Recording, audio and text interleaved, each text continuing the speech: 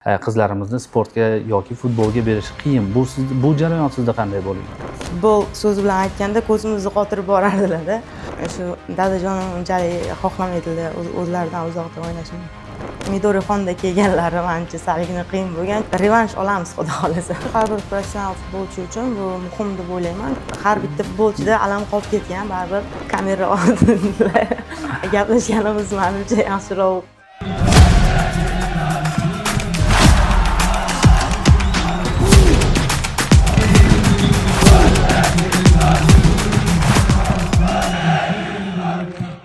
Assalomu alaykum qadrli do'stlar. Ekspert loyihasining navbatdagi sonida ko'rishib turganimizdan bag'oyatda xursandmiz. Bugun biz sizlarga ajoyib mehmonni taklif etganmiz, ya'ni jahon chempionati ortda qoldi, ammo bizni oldinda yana jahon chempionati kutyapti. Bu Braziliyada bo'lib o'tadigan ayollar o'rtasidagi jahon chempionati va mana shu yo'lda terma jamoamiz safida ishtirok etayotgan, O'zbekistonning eng yaxshi futbolchisi bo'lgan va eng yaxshi to'pchilar sifatida tanilgan taniqli futbolchi Nilufar Qudratova bugungi suhbatdoshimiz bo'ladilar. Nilufar, assalomu alaykum. Sizni ko'rganimizdan bag'oyatda xursandmiz. O'ylaymizki, bugungi suhbatimiz ajoyib bo'ladi. Dastur avvalida fikrlaringiz bo'lsa, tomoshabinlarga, sizni muxlislaringizga. Avvalambor assalomu alaykum. Bu ko'rsatuvlaringizga chaqirganlaringizdan juda ham xursandman. Rahmat. Nilufar, keling, avvalo baribir o'zi doimiy mana shu savollar bo'ladi, chunki sizni kuzatayotgan personal muxlislaringiz siz haqingizda juda ham yaxshi bilishadi va sizni bilmaydigan muxlislar ham bo'lishi mumkin aslida. Keling, Nilufar Qudratova qayerdan, qachon va qanday qilib futbolga kirib kelgan, mana shular xususida gapirib bersangiz. Futbolga kirib kelishim Qarshi shahrida, o'sha uyimiz yonidagi maydonchada boshlangan desam bo'ladi.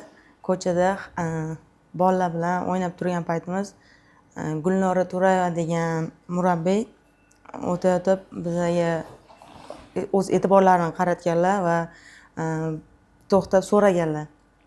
Boshqa sport bilan shug'ullanasizlarmi birorta deb. Biz o'shanda yana bitta o'rtog'im bor edi, Madina Ergasheva degan. Ikkalamiz ham yo'q degan javob berganmiz va keyin xohlasanglar ayollar futboli bor ochilgan. O'sha paytda to'g'ri uncha ko'p rivojlanmagan desa ham bo'lardi. Va u Gulnora opani gaplaridan keyin biz o'zimiz qiziqish bildirganmiz va birinchi o'sha Madina o'rtog'im borgan, keyin meni ham taklif etgan desa ham bo'ladi va birinchi futbol sirlarini o'sha Gulnora To'rayevadan o'rganganmiz desam ham bo'ladi. Gulnora opadan o'rganganlaringiz va sizni o'sha Gulnora opa o'rgatganlari Nasaf, ya'ni Sevinch akademiyasiga olib borganmi? Albatta, Gulnora To'rayeva bosh futbol sirlarini o'rgatib, keyin Bahrom Norsafarov degan murabbiyga yo'naltirganlar bizani. Bahrom aka keyingi futbol sirlarini o'rgatib va sborniy darajasiga olib chiqqan desalar ham bo'ladi. Nilufar, mana qiz bola uchun futbolda, ya'ni umuman sportda shug'ullanish, sportchi bo'lish bu biroz qiyinroqdek tuyuladi, chunki bu o'zbek mentalitetidan kelib chiqib ba'zida ota-onalarimiz qizlarimizni sportga yoki futbolga berish qiyin. Bu jarayon sizda qanday bo'lgan? To'g'ri, qarshiliklar bo'lgan. O'zingiz aytganingizdek, mentalitetimizga to'g'ri kelmaydi, hamma ham to'g'ri qabul qilmaydi bu narsani va lekin bu narsaga oila a'zolarimga va barcha meni futbolda qo'llab-quvvatlagan barcha tanishlarim, yaqinlarimga rahmat aytaman. Meni qo'llab-quvvatlab, motivatsiya berib, xohishlarimni qo'llab-quvvatlashgan. Inkor etishmagan hech qachon. Yo'q. Nilufar, birinchi o'yinda tushganingizni eslaysizmi? Ya'ni 2015-yilda Sevinch tarkibi, asosiy tarkibda harakat qilgan, adashmasam. Birinchi o'yiningizni eslaysizmi va bu o'sha baribir maydonga tushish, qaysidir jamoaga qarshi o'ynash qanday kechadi? Albatta, o'sha paytda futbol afsonalari desa ham bo'ladi. Mahliyo Sarikova, Zebo Jo'rayeva, Mariya Moyseyeva, hamma o'sha futbolni, O'zbekistonga ayollar futbolini tanitgan futbolchilar bilan to'p surish juda ham maroqli bo'lgan va so'z bilan ta'riflash qiyinroqda u jarayonni. Va o'sha paytda yosh bo'lishimizga qaramasdan Vladislav Nikolayevich ham bizani ikkinchi taymga yoki birinchi taym oxirrog'ida o'sha zamena qilib bizani futbol so'zi bilan aytganda ko'zimizni qotirib borardilar-da. Qarang, 11 yildan buyon bitta jamoat safida harakat qilyapsiz. Va bugungi kunda O'zbekiston ayollar Super ligasidan, ya'ni Oliy ligasidan legioner sifatida harakat qilgan futbolchilar bor. Diyora Habibullayeva va yaqinda Asal Neshtik O'zbekiston U20 terma jamoasi a'zosi Qozog'istonga ketdi. Sizda shunday takliflar bo'lganmi? Nima uchun faqat sevinchda qolgansiz va bugunga qadar sevinchdasiz? Sabab shu dadajonim unchalik xohlamaydilar o'zlaridan uzoqda o'ynashimni. Demak, siz Qashqadaryodasiz, oilangiz oldidasiz va sizni baribir qiz bola sifatida uzoqqa qo'yib yuborishni xohlamaydilar dadangiz. Nilufar, mana faoliyatingiz davomida ko'plab murabbiylar bilan ishlagansiz. Vladislav Xan, Ilhom Xanjariyev, Vladimir Panov, Botir aka Qodirqulov. Qiyin bo'lmaganmi har xil murabbiylar bilan ishlash? Ya'ni futbolchi professional bo'lishi kerak, moslashish kerak albatta, lekin o'sha jarayonlarda qanday bo'ladi? Qaysi murabbiy sizni hujumda, qaysi birdir yarim himoyada ko'radi? Yo'q, men uchun unchalik qiyin bo'lmagan. Qiyin bo'lgani hammamiz uchun deb ayta olaman. O'sha milliy terma jamoaga Midorixonda kelganlari menimcha salgina qiyin bo'lgan, chunki Yaponiyada bilasiz o'ziga xos disiplinasi bilan tarqalgan baribir ham Yaponiya davlati. Shunga ozgincha qiynalganmiz. Tartib kuchli bo'lgan. Keyingi savolim shunaqa ediki, O'zbekiston milliy terma jamoasiga keldingiz va bu yo'l qanday amalga oshdi? Ya'ni sizni terma jamoaga kelishingizni siz orqali sizga muxlislik qilib futbol yo'liga kirgan yosh qizlarimiz qanday yo'llarni bosib o'tganingizni bilish kerak. Men shuning uchun savol bermoqchiman. Terma jamoaga kelish qanday bo'lgan? Terma jamoaga kelish 16 yoshimizdan beri 16 yoshga 14-12 yoshimizdan U16 terma jamoalariga o'ynash boshlaganmiz va shuning tufayli terma jamoalarga o'ynashga qandaydir immunitet hosil qilib boraverganmiz desam bo'ladi va milliy terma jamoaga ham o'sha yoshimizga yetmasdan yoshroq futbolchi bo'lib ham qatnashganimiz sababli unchalik qiyinchilik tug'dirmagan milliy terma jamoaga o'ynash va o'zimizdan katta qizlar o'sha aytib o'tganlarim bizani qo'llab-quvvatlab yaxshi saboqlar berganlari sabab bizga uncha qiyinchilik bo'lmagan va biz to'g'ri albatta mehnat qilishdan to'xtamaganmiz. Mendan keyingi yoshlarga ham xuddi shu gaplarni aytib o'taman, tavsiyalarni. Hech qachon mehnat qilishdan to'xtashmasin va hech qachon qo'rqishmasin. O'zlarini potensiallarini ko'rsatishdan hech qachon qo'rqmasligi kerak. Mana bitta narsa borki, ko'plab insonlar, ya'ni futbol muxlislari O'zbekistonda ayollar futboli unchalik rivojlanmagan va terma jamoaga kirish oson deb o'ylaydi. Shu uchun bu savolni bergandim o'zi aslida. Terma jamoaga kirish osonmi yoki qiyinmi? Harakat qilsa oson desa ham bo'ladi. Harakat qilmasdan quruq gaplarga ishonib o'tiraversa. Nilufar, mana yaponiyalik mutaxassisni aytdingiz va ularning tartib intizomiga qat'iy rioya qilganligi va futbolchilar bu tartib intizomdan emas, aslida o'ta qattiq tartib intizomdan qiynalishganligi xususida gapirdingiz-ku. O'zi futbolchi uchun tartib intizom kerakmi? Ya'ni mana hayotimizga bugungi kunda gadjetlar kirib kelgan va futbolchilarning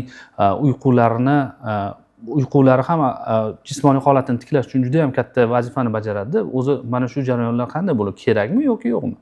Albatta kerak. Har bir professional futbolchi uchun bu muhim deb o'ylayman, chunki hamma narsa o'shandan boshlanadi. Travma agar kerakli miqdorda o'sha dam olmasa, o'sha siz aytgandek uxlamasa, keraksiz travmalar olib keladi deb o'ylayman. Jahon chempionatini ko'rdik. Hammamiz birgalikda va sizlar ham mana shu yo'lda turibsizlar. Hali O'zbekiston ayollar terma jamoasini safdan chiqarib borish bu xato, chunki oldinda imkoniyat bor. Keling mana shu Osiyo o'yinlari haqida, Osiyo kubogi haqida gaplashsak. Avstraliyada bo'ldingiz va terma jamoamizni sharafini himoya qildingiz va biroz nimadir yetmay qoldi. Ana shu nima ekanligi xususida gaplashsak. Qanday kechdi Avstraliyada? Albatta, bu birinchi Osiyo kubogimiz bo'lgan sabab biz juda ham ko'tarinki ruhda bordik. Lo'nda qilib aytganda o'zimiz darajamizni bilib oldik desa ham bo'ladi. Hech qachon masalan o'sha Xitoyga qarshi yoki Shimoliy Koreyaga qarshi o'ynagan o'yinlarimizdan yutqizgan bo'lsak ham, xafa emasmiz desa ham bo'ladi, chunki o'zimiz darajamizni bilib oldik va qayerga qanaqa o'sishimiz kerakligini bilib oldik va yosh futbolchilarimiz ham yana o'sish kerakligini bilib olishdida, qayerda qanaqa ishlash kerakligini va Osiyo Kubogi bizga juda katta tajriba berdi deb aytsa ham bo'ladi. Va o'sha to'g'ri Filippinga qarshi alamli mag'lubiyat kutmagandek, o'zimizda ishonch bor edi, что biz jahon chempionatiga chiqamiz, o'sha milliy terma jamoasi kabi maqtov sadoqlarga erishamiz degan yaxshi niyatda borgan edik. Shu alamli mag'lubiyatimiz omad yetishmadi desa ham bo'ladi. Jahon chempionatini ko'rdingizmi? Terma jamoamiz o'yinlari xususida qanday fikrdasiz? To'g'ri, terma jamoamiz ham birinchi o'yin edi. Bu juda ham yangi o'zbek futbolida yangi sahifa desa ham bo'ladi.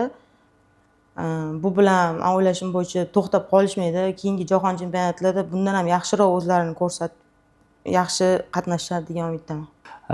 Keling, mana Filippin bilan mag'lubiyatga uchradik va taqdir taqozosi bilan qarangki, Osiyo o'yinlarida yana Filippin bilan bitta guruhdasizlar. Xo'sh, bu safar biz O'zbekiston ayollar terma jamoasidan nima kutishimiz mumkin? Bu safar balkim Filippinni guruh bosqichida mag'lubiyatga uchrata olarmiz. Qur'a tashlashni ham kuzatdik har bir futbolchi va o'sha Filippin tushgan vaqtda o'sha qo'pol qilib aytganda alam har bitta futbolchida alam qolib ketgan, baribir revansh olamiz xudo xolasa. Revansh. Guruhdagi boshqa jamoalar haqida fikringiz qanday? Gonkong terma jamoasi bilan o'ynaganmiz. Juda ko'p vaqt 2017 yoki 2018-yil o'ynaganmiz adashmasam.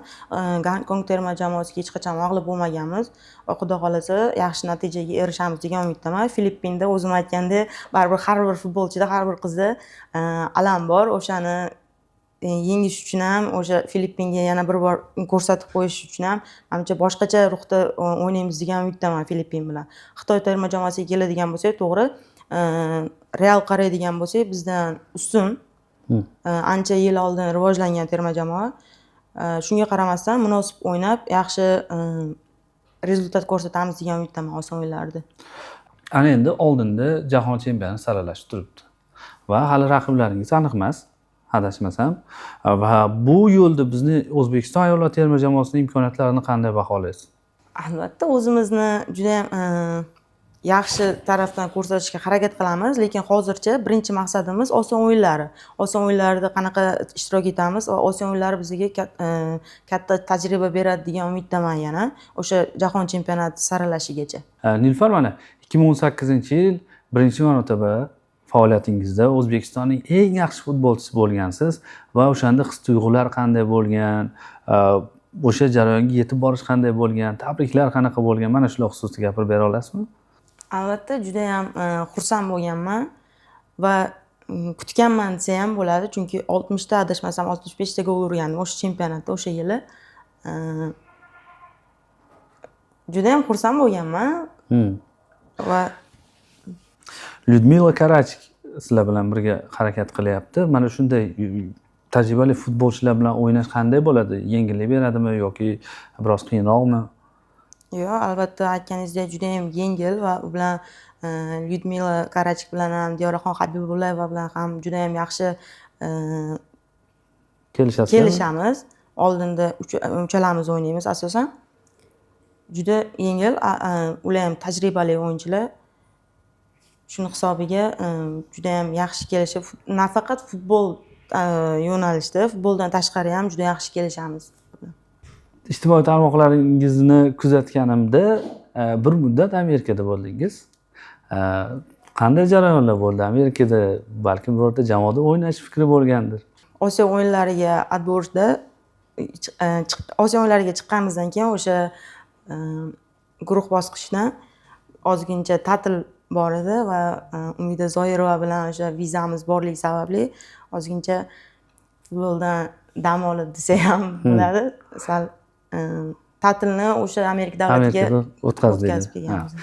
U hech qanaqa ketish fikri yoki birorta komandadan jamoadan taklif bo'lmagan, a? Yo'q. Xo'sh, sizning faoliyatingizda qanday qiziqarli voqealar bo'lgan? Umuman terma jamoa faoliyati yoki sevinchda To'g'ri, qiziq voqealar juda ko'p bo'ladi, lekin kamera oldida gaplashganimiz menimcha yaxshiroq qiziq voqealar haqida. Ha, chunki bu savolni berganimiz sababi ayollar terma jamoamiz juda ham quvnoq terma jamoa. Bir-birlari bilan yaxshi chiqishadi mashg'ulotlarda, ya'ni mashg'ulotga yaqin ham bir-birlari bilan juda ham hazil-huzul qiladi. Shuning uchun qiziq savol, qiziq voqealar bo'lganmi deb savol bergandim. Keling, Nilufar, sizga blitz savollarga o'taman. Ya'ni blitz savollar, test savollar test javob. Terma jamoadagi eng quvnoq futbolchi kim? Maftunajonim Qo'lva bo'lsa kerak. Eng hazilkash? O'zim desa ham bo'ladi, lekin hammaga ham bu narsa ancha yangilik bo'lib eshitiladi, chunki ko'proq seryoznroq bo'lib ko'rinaman yoshlar uchun, lekin aksincha boshqacha. Terma jamoadagi eng jahldor futbolchi kim? Ya'ni doimo qattiqqo'l bo'lib yuradigan. Jahldor deb bo'lmaydi, lekin yoshlarimizdan ko'p narsa xohlab jon kuydiradigan Maftuna Shoimova. Mana safarda bo'lasizlar, ya'ni yig'inlarda bo'lasizlar. Qaysi futbolchi bilan bir xonada yashash qulayroq yoki qiziqroq? Hozirgacha Gulzoda Amirova yo'li sababli anchadan buyon Mamat Karim va Zarina bilan bitta xonada yashayapman. Agar sizda shunday imkoniyat bo'lganda, ayollar futboldagi qaysi futbolchi bilan birga to'p surishni xohlagan bo'lardingiz? Ayollar futboldagi shu Marta bo'la qolsin. Jamoadagi eng tartibli futbolchi kim? Lyudmila Karachik va Ilvina Ablakimova. Siz uchun gol urish muhimroqmi yoki assist qilish? Assist menimcha muhimroq. Nima bo'lganda ham jamoa g'alaba qozonishi kerak. Rahmat Nilufar, bugungi suhbatimiz mening nazarimda yaxshi o'tdi. Faqat bitta savolim qolib ketdi. Butun faoliyatingiz davomida ko'rgan eng kuchli futbolchi siz uchun kim? Messi va Neymar. O'zim Neymarga muxlislik qilaman. Agar ikkalasidan bittasini tanlash imkoni bo'lganda, tanlashingiz kerak bo'lganda. Neymar. Nilufar, mana faoliyat yuritingiz 2015-yildan buyon Oliy Liga, ya'ni Super Ligadasiz. Umuman bugungi kunda ayollar futboliga davlat darajasidagi e'tibor qanday deb hisoblaysiz? Bugungi kunda ko'rib turibsizki, erkaklar terma jamoasi jahon darajasiga chiqqan va shuningdek ayollar terma jamoasi ham, ayollar futboli ham xuddi shu tarzda ketadi deb o'ylayman. E'tibor erkaklarnikidan kam emas. Albatta, bunga muhtaram prezidentimizga kattakon rahmat. Shunaqa shart-sharoitlar va milliy terma jamoalar bazasi yangi qurildi. Buning uchun juda ham rahmat aytamiz va bundan o'zimiz ham motivatsiya olib desa ham bo'ladi. O'sha xalqaro maydonlarda o'zimizni yaxshi ko'rsatishga harakat qilamiz albatta. Nilufar, futbolda eng yo'qotgan narsangiz va yutgan narsangiz nima bo'lgan? Futbolda yo'qotganim o'sha oila a'zolarim bilan, yaqinlarim bilan ko'proq birga bo'la olmasligimiz. Menimcha bu har bitta futbolchini dard desa juda ham qo'pollayib qoladi. Mayli dard deya qolaylik, o'sha ko'proq oila a'zolarimiz bilan birga bo'lmasligimiz, yaqinlarimiz ko'p yonimizda bo'lmasligi, yaqinlarimizni yonida ko'p bo'la olmasligimiz menimcha. Yutganingiz? O'sha Nilufar Qudratova darajasiga chiqib va ozmi ko'pmi ancha odam tanigani baribir ham yutug'im deb o'ylayman. Va ota-onam mendan faxrlanib, oila a'zolarim faxrlanib yurishlari yutug'im. Neymar. Rahmat Nilufar, dasturimiz so'ngida sizni kuzatayotgan futbol muxlislari, ota-onangiz, balkim qashqadaryoliklar, butun o'zbekistonliklar sizni kuzatyapti va ularga aytar gaplaringiz bo'lsa. Barchaga rahmat. Va shu o'rinda oila a'zolarimga va yaqinlarimga kattakon rahmat. Meni qo'llab-quvvatlab, motivatsiya berib, har safar ko'tarinki ruhda qo'llab-quvvatlaganlaringiz uchun juda ham kattakon rahmat. Rahmat Nilufar, faoliyatingizda va nasib bo'lsa sentyabr oyida bo'ladigan Osiyo o'yinlari va sizni oldinda kutib turgan Jahon chempionati saralashdagi uchrashuvlarda ulkan muvaffaqiyatlar va omadlar tilayman. Taklifimizga yo'q demaganingiz uchun esa ulkan minnatdorchilik bildiraman. Hali siz bilan yana ko'rishamiz. Rahmat. Qadrli do'stlar, bugungi suhbatdoshimiz O'zbekiston ayollar terma jamoasi futbolchisi, 2018-yilda O'zbekistonning eng yaxshi futbolchisi, 2025-yilda Oliy liganing to'purari nafari bo'lgan futbolchi Nilufar Qudratova bo'ldilar va ekspert loyihasini kuzatib boring. Biz sizlarga eng yaxshilarini ulashda davom etamiz. Salomat bo'ling.